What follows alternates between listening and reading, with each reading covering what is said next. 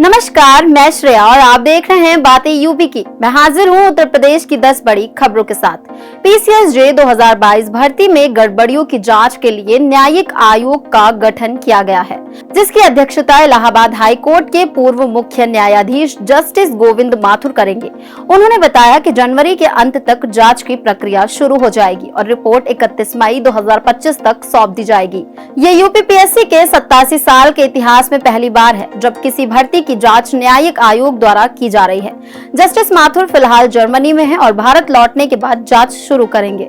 All India teachers association मदारिसे अराबिया के प्रतिनिधिमंडल ने अल्पसंख्यक कल्याण मंत्री ओम प्रकाश राजभर से मुलाकात की, जिसमें कामिल फाजिल मदरसों की संबद्धता और 30 सूत्री मांगों पर चर्चा की गई।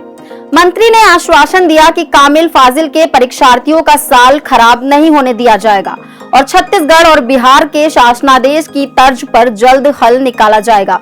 इसके साथ ही मदरसा शिक्षा परिषद के कर्मचारियों के वेतन और सेवा सुरक्षा पर भी चर्चा की गई। योगी सरकार ने पूर्व प्रधानमंत्री अटल बिहारी वाजपेयी के 100वें जन्म दिवस पर बस यात्रियों को तोहफा दिया है।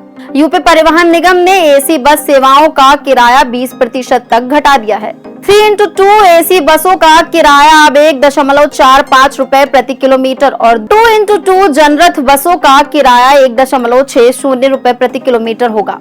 ये योजना गुरुवार से लागू होगी। इससे यात्रियों की संख्या बढ़ने और निगम की आय में वृद्धि की उम्मीद है। इसके अलावा महाकुंभ के लिए ऑन स्पॉट बुकिंग और स्लीपर एसी बस सेवाओं की शुरुआत भी की गई है। उत्तर प्रदेश में शिक्षा के अधिकारी आरटीई अधिनियम के तहत 71,381 बच्चों को कक्षा 1 और पूर्व प्राथमिक कक्षा में दाखिला मिल चुका है। पहले चरण में 1,32,446 आवेदन प्राप्त हुए, जिनमें से 1,02,058 को स्वीकार किया गया। अभिभावकों को 27 दिसंबर तक संबंधित स्कूलों में दाखिला प्रक्रिया पूरी करनी होगी। यदि स्कूल प्रवेश से इनकार करते हैं तो जिलों के बेसिक शिक्षा अधिकारियों को सूचित किया जाए। अगले चरण में आवेदन 1 जनवरी से 19 जनवरी 2025 तक होंगे और दूसरी लिस्ट 24 जनवरी को जारी की जाएगी। इसी के साथ बढ़ते हैं अब अगली खबर की ओर। अयोध्या में प्रदेश का पहला रामायण मोम म्यूजियम बनाने जा रहा है, जो रामचरितमानस की कथा पर आधारित 50 मॉडल प्रदर्शित करेगा। इसमें लगभग 2 कुंटल वैक्स का उपयोग किया जा रहा है, जिसे महाराष्ट्र में तैयार किया गया है। म्यूजियम का निर्माण 10,000 स्क्वायर फीट क्षेत्र में किया गया है, जिसमें पार्किंग और बड़ा गार्डन भी होगा। इसे फरवरी 2025 के अंतिम सप्ताह तक पर्यटकों के लिए खोला जाएगा। म्यूजियम में 1 घंटे से अधिक समय बिताने की सुविधा के साथ फूड कोर्ट और व्यापार के अवसर भी उपलब्ध होंगे। स्वास्थ्य विभाग में 50 साल या उससे अधिक उम्र के कर्मचारियों की स्क्रीनिंग की जाएगी। 3 सदस्यीय कमेटी द्वारा लापरवाह, दागी और दोषी कर्मचारियों को अनिवार्य सेवानिवृत्त देने पर निर्णय लिया जाएगा। ये स्क्रीनिंग लिपिक और आशु लिपिक कैडर के कर्मचारियों की होगी, जिनकी आयु 31 मार्च 2024 तक 50 वर्ष हो जाएगी। कर्मचारियों की कार्यक्षमता और शिकायतों की जांच की जाएगी। रिपोर्ट के आधार पर छंटनी का फैसला किया जाएगा। विभागाध्यक्षों से 15 बिंदुओं पर रिपोर्ट मांगी गई है, जिसे 15 दिन के भीतर कमेटी के समक्ष पेश किया जाएगा। बिजनौर जिले में 2000 से अधिक सरकारी स्कूलों में शतरंज खेल सिखाया जा रहा है।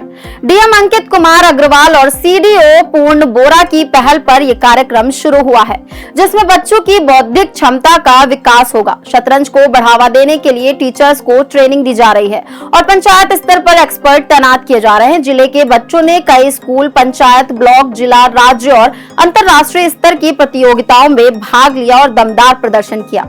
अब बढ़ते हैं अगली खबर की ओर। उत्तर प्रदेश माध्यमिक शिक्षा परिषद यानी यूपी बोर्ड 2025 से 10वीं में और 12वीं की मार्कशीट में महत्वपूर्ण बदलाव करने जा रही है। नई मार्कशीट पानी में डालने पर भी खराब नहीं होगी और आसानी से नहीं फटेगी। इसमें सुरक्षा उपाय जैसे मोनोग्राम का रंग बदलना, वाटरमार्क, रेनबो और अल्ट्रावायलेट किरणों से देखने योग्य फीचर शामिल होंगे। इसके अलावा A4 साइज की मार्कशीट दी जाएगी, जिससे उसे फोटोकॉपी करने पर फोटोकॉपी लिखा हुआ आएगा। इस बदलाव से 54 लाख से अधिक परीक्षार्थी लाभान्वित होंगे। उत्तर प्रदेश में बढ़ती ठंड को देखते हुए सरकारी स्कूलों में 31 दिसंबर 2024 से 14 जनवरी 2025 तक विंटर वेकेशन की घोषणा की गई है। प्राइवेट स्कूलों में भी इन्हीं तारीखों के आसपास छुट्टियां होने की संभावना है। हाल ही में हुई हल्की बारिश के कारण तापमान में गिरावट आई है, जिससे ठंड और शीतलहर की स्थिति बनी हुई है। मौसम विभाग ने कई जिलों में घने कोहरे और शीतलहर का अलर्ट जारी किया है, जिससे ठंड में और वृद्धि की उम्मीद है।